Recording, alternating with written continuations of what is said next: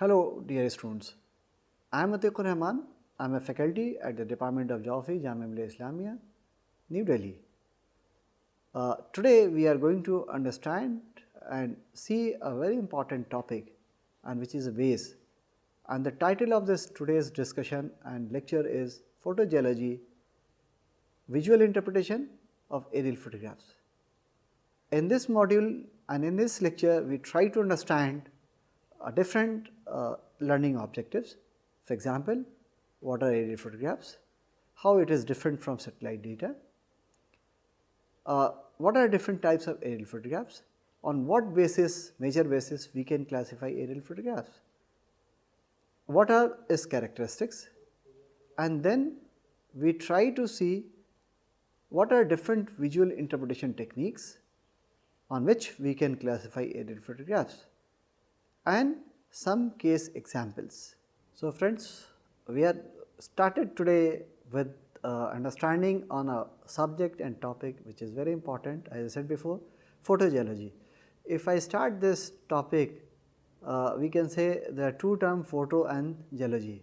Photo, it means not the photo what we have our own photo, but it is a photo of earth surface feature, and geology means the study of geology based on the aerial photographs. That is, the aerial photograph is nothing but is a kind of satellite data. So, what do we have? That the starting point of remote sensing was the aerial photography. So, let us understand first what is aerial photograph. So, aerial photograph is nothing but is a photograph that has been acquired by using a specific camera that we call as the aerial camera, which are placed with an aircraft or placed on any taller building, and we take the picture of any part of surface of the earth. So, what we have, aerial photography comes into picture. You must have understood aerial photography or the science of aerial photography or photogrammetry in another module, but today we are going to see how these aerial photographs are being used and what are the different techniques, visual techniques that can be used for geological studies. Therefore, we call it a photogeology. So, let us understand what are different types of aerial photograph. After knowing what are the aerial photographs, as I said, the aerial photographs are the photographs which has been captured by using an aircraft, a balloon or any other object or from the taller building for any natural feature which is there on a particular part of surface of the earth, which is the area of interest for any specific purpose and project. So, let us see what are different aerial photographs. On what basis we can classify aerial photograph? So, on the major basis, there are three bases on which we can classify aerial photograph. Let us see the first. We classify the aerial photograph on the basis of axis. The moment I say axis, that means the camera axis. Second is the scale. If I say the scale, that means the scale of aerial photograph. I will also explain what is the scale and what is the axis.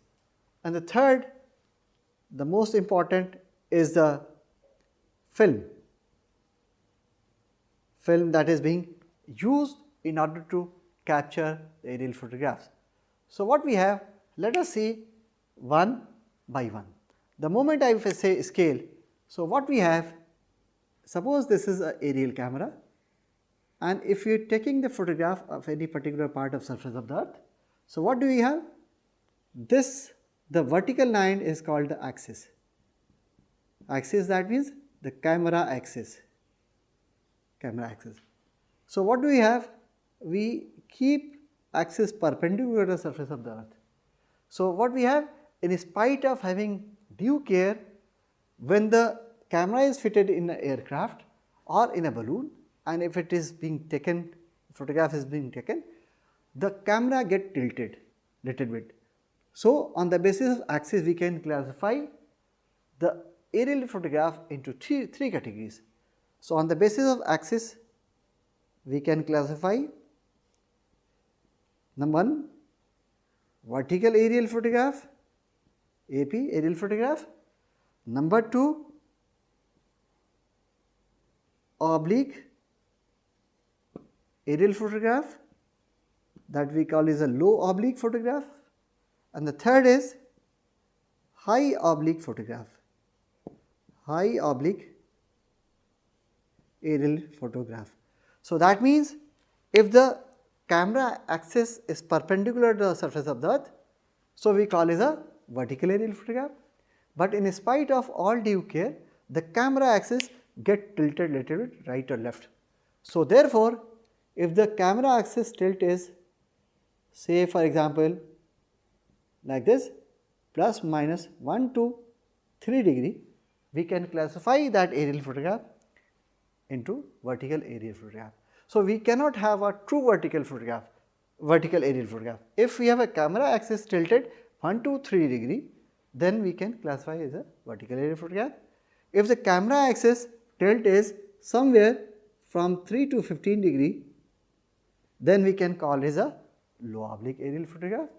And if the camera axis tilt is more than 15 degree, then we can say high oblique photograph.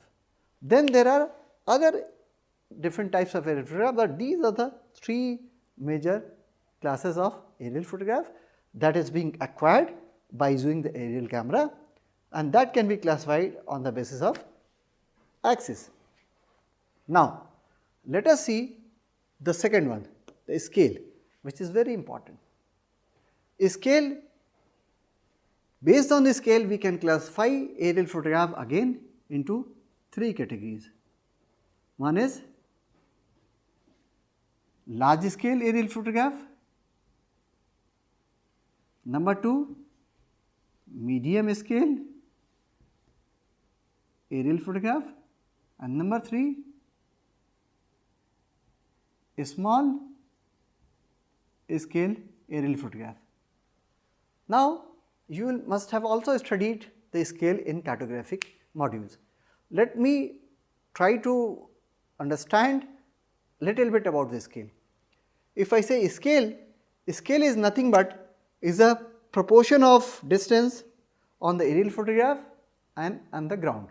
If I say 1:100, that means 1 centimeter on the aerial photograph represent 100 centimeter distance on the ground. Now, if I say large scale photograph, that means if scale is, say for example 1:15,000, so that we call is a large scale aerial photograph. If the scale is somewhere, if it is more than this, somewhere 15,000 to 30,000 is a medium scale photograph. If the scale is more than 30,000, then we call it a small scale aerial photograph. Sorry, this is less than 15,000. So, what do we understand from this? If you acquire any aerial photograph, aerial photograph, what we acquire is in different format, that is in format of 17 centimeter by 17 centimeter, 21 centimeter by 21 centimeter. So, if we have a scale of aerial photograph which is large, that means less than 15,000. So, that means the area represented on a photograph will be small, but the details will be much better. That means you can see each and every human and natural features much in detail. But if scale is small, that means more than 30,000, 1:30,000. So, that means area covered by one aerial photograph will be large, but the details will be less. You cannot segregate smaller and finer details. So, on the basis of scale, we can classify aerial photograph into 3 categories. Now, third, that is a film. Again, on the basis of film, we can classify aerial photograph into 3 categories. Number 1, which is a very old one, black and white aerial photograph, that we call is a panchromatic photograph or panchromatic satellite data. Second we call is a colored aerial photograph, AP designates aerial photograph, and the third is a infrared aerial photograph. So that means based on the film which we use in the aerial photograph, we can classify aerial photograph into number 1 black and white aerial photograph, second is color aerial photograph. These two you understand easily and better. But infrared photograph, let me tell you, it is the photograph which is being taken in the infrared region of electromagnetic spectrum, for which you must have studied in the remote sensing satellite data. So what we have seen by now, the aerial photographs and what are different types of aerial photographs. In that we have taken the axis. So if you want to study a ground terrain which is hilly for geological studies, because topic was photogeology.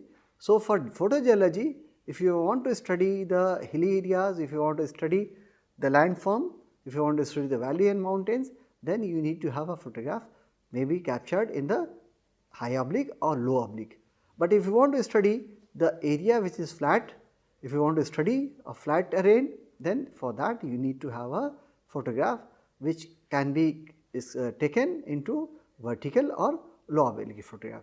So this is the utility and this is the use of scale of aerial photograph, axis of aerial photograph. The second is, as I said, the scale.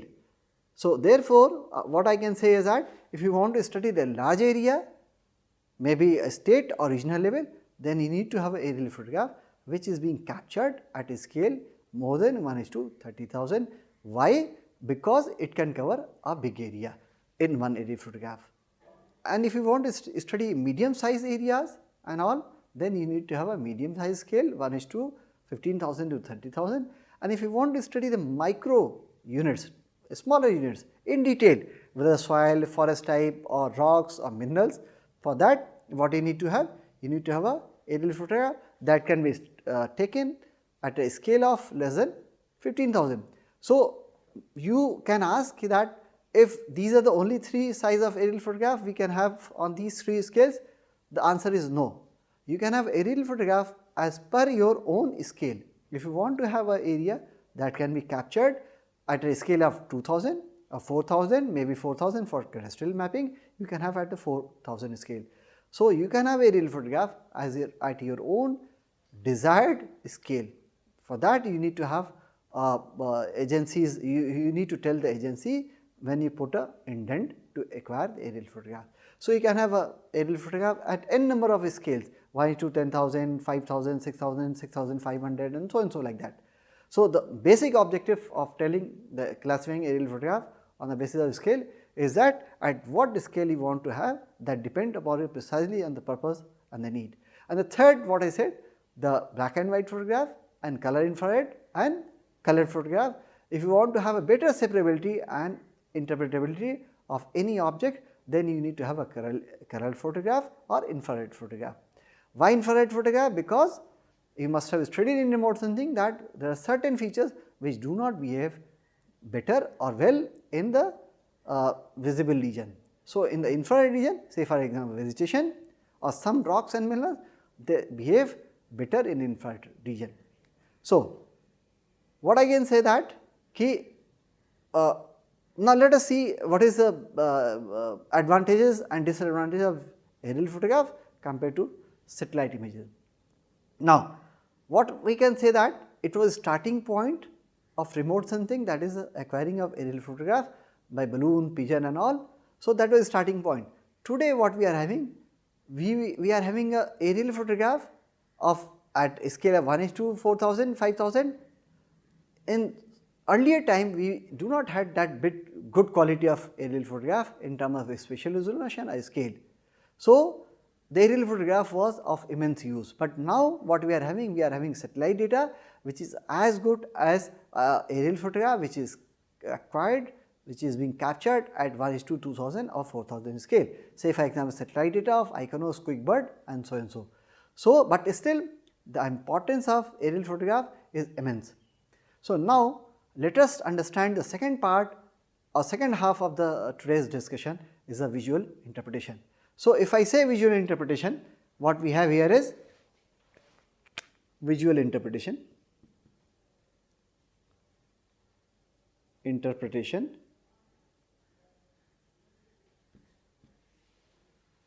When I say visual interpretation, there are another term that is digital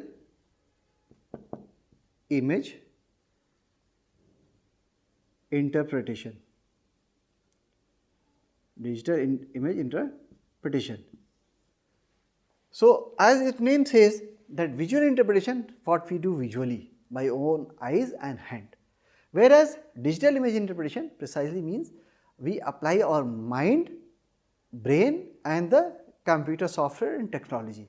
But our topic of discussion today is visual interpretation. That means, in a simple word, says how best we can classify, identify, interpret, separate a feature visually by our own eyes using the pen and pencil. So, for that, within the visual image interpretation, what we have, there are different techniques, there are different elements, there are different keys of visual image interpretation, and there are about 8 and 9 image interpretation keys and elements. Based on all these image interpretation keys and elements, we can separate, we can identify easily different object, different feature. So, let us understand what are these image interpretation keys and elements, each one in detail. The first and the most important is shape. Shape means what is the shape of a particular object, whether it is a circular, whether it is a rectangular or whether it is a linear. Say for example, if it is a road, then it could be linear. If it is a straight, that means it is a road, but if it is a linear but like this, then we can say that it could be a river. So, based on the shape, we can identify, we can separate different objects differently. So, within the linear, we can separate road and river very easily, right. So, this is one image interpretation element. I do have some of the photographs of some particular part of surface of the earth that also explain the shape, okay. But this is also better. Say another example, if we have a ground object like this, so what we can say that it, and within this if we have the green area, what we can say that is a playground. Now, the circular playground is mainly of cricket field, but if you have rectangular playground, then it could be hockey ground or a football ground. So, based on the shape, we can identify, interpret different objects differently. Now, second most important is size. How big a particular object is, whether small, large or very large. Say for example, if I say size, if it is small, so what we can say is that, it could be a residential unit. Say for example, if it is like this, it could be a residential, smaller, unit. But if it is like this, bigger in size like this, so what we can say that it could be commercial or a residential or any other. So, based on the size, we can separate, identify different object differently. The third is pattern. All these I will show you in different diagrams which are there in the module. What pattern is there? Whether it is a regular or irregular. Okay. If you have a trees which are planted in a regular way, so what we can say that is a planned plantation. But if it is naturally growing, that will be haphazard. So, that will be irregular. So, pattern is another very important object. We can say that is a helps in identifying visually a particular object and feature. Third is the shadow. Shadow plays important role in identifying, interpreting a different object. How? I tell you, it helps in identifying a taller buildings, mountains and the valleys, plateaus and so and so. So, if you have a taller mountain like this, if the sunlight is coming from this side, what will happen? It will put a shadow here on this side. So, you can calculate the shadow and get the height of this mountain terrain. If you have a tall tower and the sun is from this side, so what will happen? You can see the shadow here and you can get the length of the building or the height of the building, height of the building by a simple calculation. So, shadow helps in identifying a particular object or feature. At the same time, shadow also put obstruction, because there are certain features which are here and that will be lying in the shadow. So, you cannot identify, you cannot see these objects which are there. So, if you use the high oblique photographs, so you can identify the height and all. So, this is another important feature, shadow. Then we have the next is the tone. The moment I say tone, if you use, I said, the black and white aerial photograph, if the tone is light, dark, so based on that, if you have a, say for example, granite, it will have a different tone. If you have a mica, it will have a different tone. If you have, say for example, sandstone, it will have a different tone. Okay. So, from light to very dark, it will have different tones. Similarly, if you have water bodies, it will have a dark tone, right. So, tone also helps in identifying various geological geomorphologic features. If you have a river will give you a dark tone, and if it is a river bed or if you have a floodplain, it will have a lighter tone, because on those floodplains, river beds, there are sand silts deposition. So, tone also is very important visual interpretation key. 6 is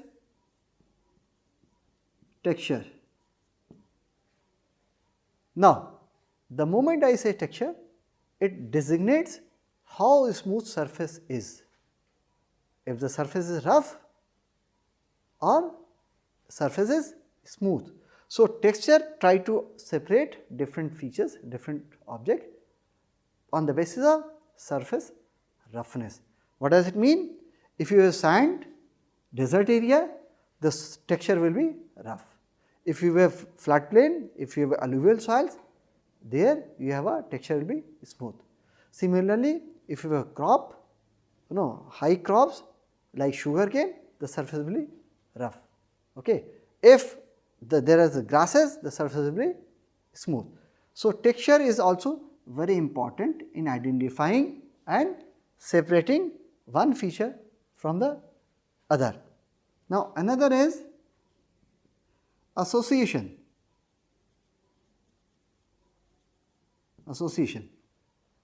The moment I say association, that means a particular object is associated with any other particular object. How? Say for example, if I say alluvial soil, so I cannot say alluvial soil in a desert area, because alluvial soil are formed in the floodplain. So, association is very important. The association of alluvial soil is with the rivers. The association of desert sandy soil is with the desert. So, association is also very important. Say for example, in urban area, if you have a railway track and some different tracks, so we can say under shade, we can say this is a railway yard or railway station. So, association helps in identifying a particular object. Say for example, if there is a road, as I said here, and there is a big building like this. So, what does it mean? And they are somewhere else outside the city. So, what we can say? These are the industrial areas, industrial establishment. Now, last is the location. So, location means where it is located. Any feature which is located inside the city or outside the city, number one, if it is urban area, if you are trying to understand the natural conditions in a desert area, in the mountainous area, in the valleys, where a particular object is located. So, location is also very important, plays an important role in identifying, separating a particular object or feature, right. So, based on all these 7-8 elements, we visually identify, interpret by using aerial photograph of any kind of aerial photograph, whether it is a colored photograph, black and white, or low oblique, high oblique, or anything. Now, you may be wondering that do we need to take all the elements to identify, interpret any particular object or feature? I say no. Sometime maybe based on the shape only you can identify a particular object, maybe sometime based on the shape and size you can identify, interpret a particular object, maybe sometime this or this or this may help you identifying, interpreting a particular object, or maybe these 2 or 3 will be able to identify, interpret particular object. So, in order to identify, interpret visually by using aerial photograph, you may need 1, 2, a couple of any of these 8 or 9 elements you can use for identifying, interpreting a particular object in a geological studies or any other studies.